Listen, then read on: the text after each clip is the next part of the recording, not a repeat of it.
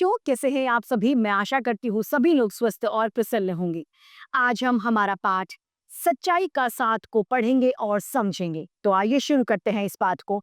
यह है पाठ 8, सच्चाई का साथ। बात बहुत पुरानी है।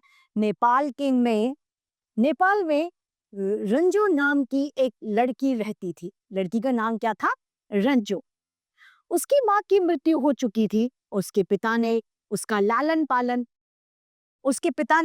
लालन पालन यानी उसे बड़ा करने के लिए दूसरी शादी करी।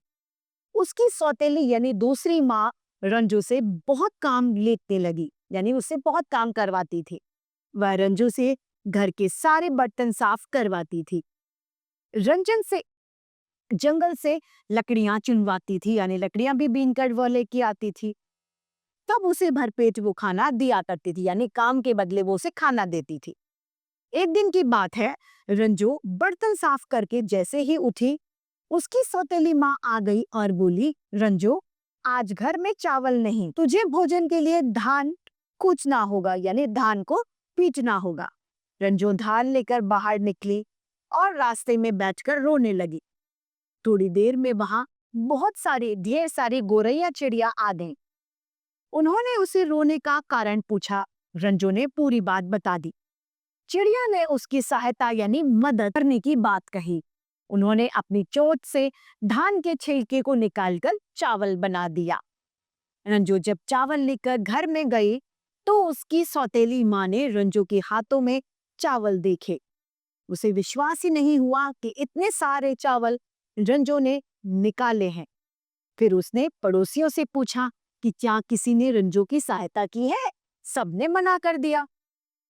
थोड़े दिन बाद सौतेली माँ ने रंजू को जंगल से लकड़ियां चुनने के लिए भेजा, ताकि जंगली जानवर उसे मारकर अपना भोजन बना ले। रंजू जंगल में गई, वहां जाकर वह रोने लगी। वह रोना सुनकर बंदर, भालू, तोते सब इकट्ठे हो गए।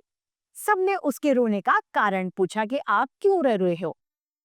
रंजू ने अपनी सौतेली माँ की पूरी बात उनको बता दी। इस पर बंदरों का मुखिया यानी बंदरों का सरदार बोला, हम लकड़ियां चुनकर इसे देंगे। सब बंदर मिलकर जंगल से सूखी लकड़ियां तोड़कर लेकर आए।